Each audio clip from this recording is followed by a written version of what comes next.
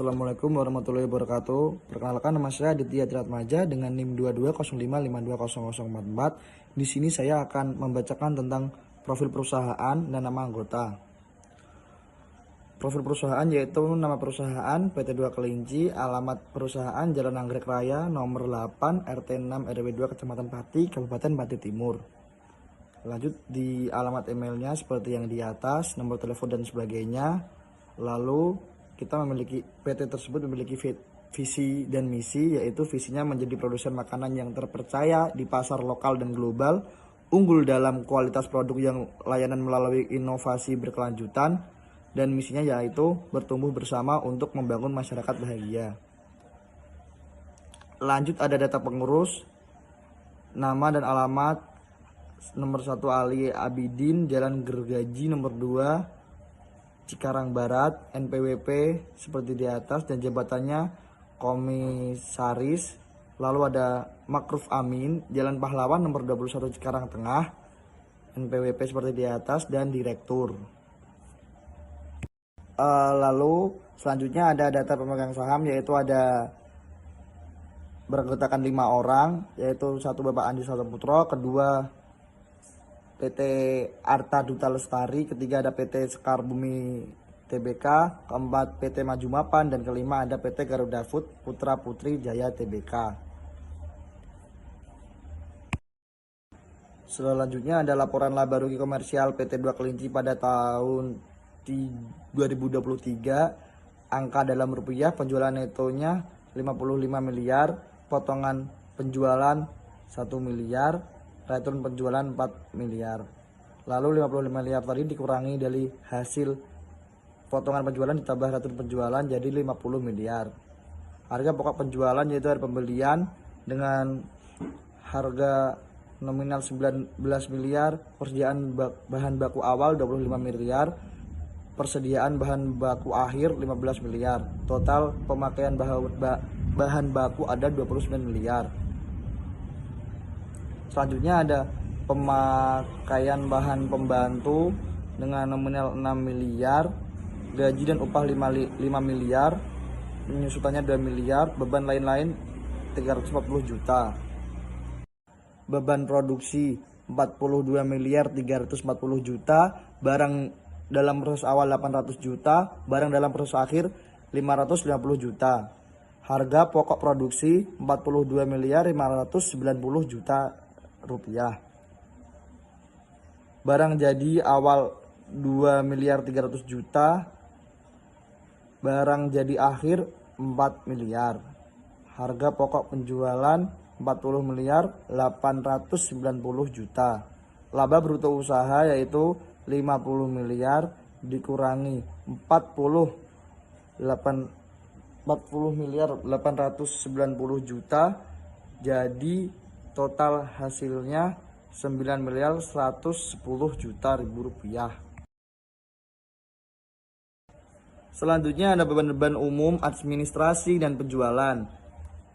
Seperti yang di atas, total dari beban tersebut ada 4 miliar 800 juta, dan beban lain-lainnya yaitu jamuan karyawan, PBB rumah pribadi direktur, bantuan sembako karyawan, cadangan beban lainnya ada 61 juta. Jadi total dari beban jumlah usaha ada 4 miliar 739 juta.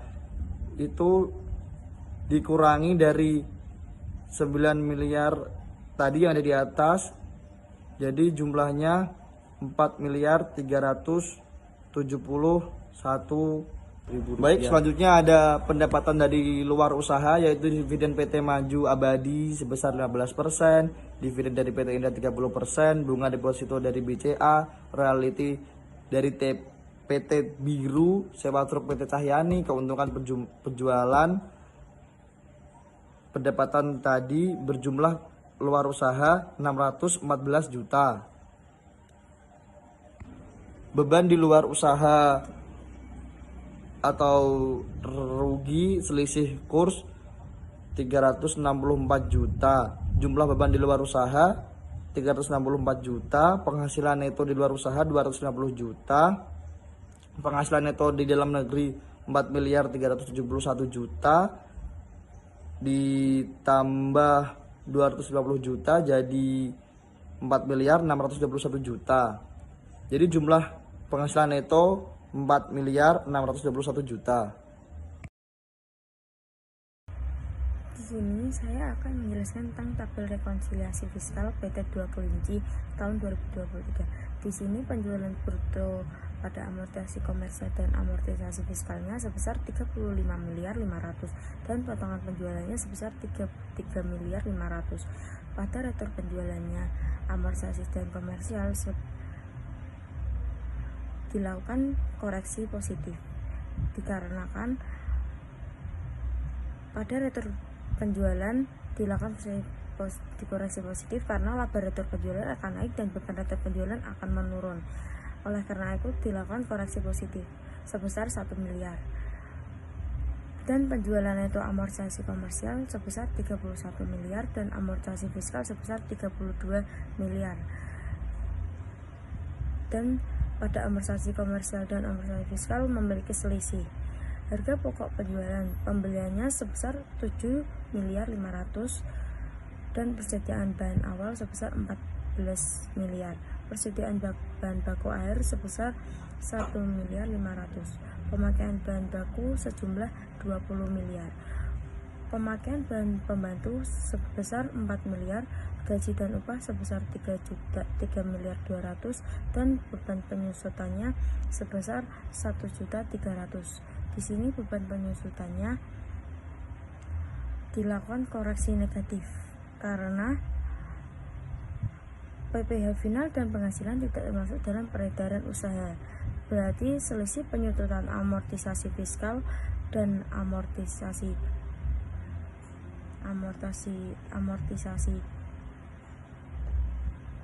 fiskal akan dimasukkan dalam koreksi negatif, yaitu sebesar 700 juta rupiah diperoleh dari perhitungan harga pokok penjualan dikurangi amortisasi komersial sebesar 700 juta. Jadi amortisasi fiskalnya sebesar 1.300.000 ditambah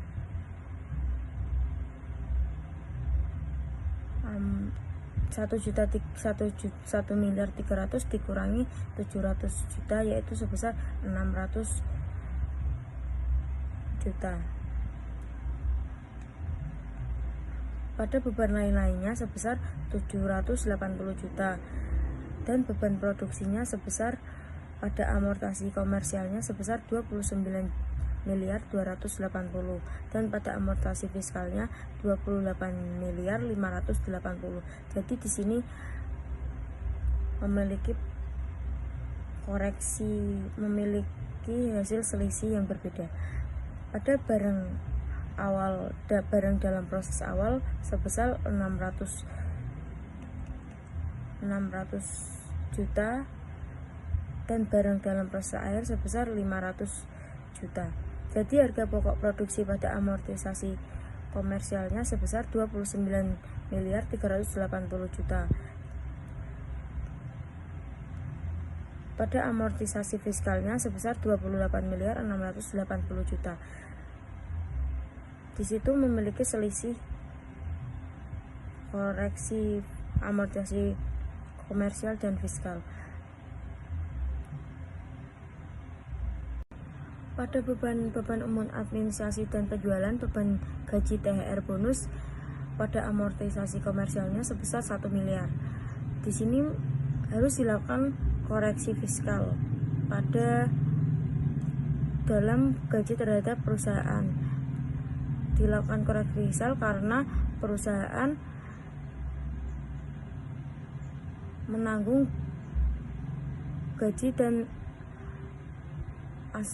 asisten rumah tangga dan pengurus berturut-turut sebesar 21 juta. Jadi di sini akan dilakukan koreksi positif.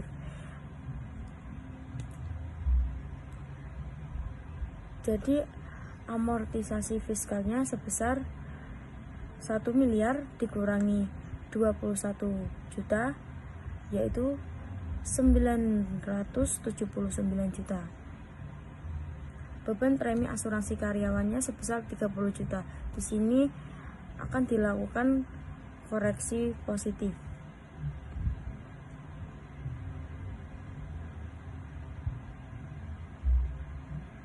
Karena beban asuransi terhadap beban asuransi untuk pemegang sahamnya dan pembagian karyawannya berturut-turut sebesar 24.500.000. Jadi amortisasi fiskalnya amortisasi fiskalnya 30 juta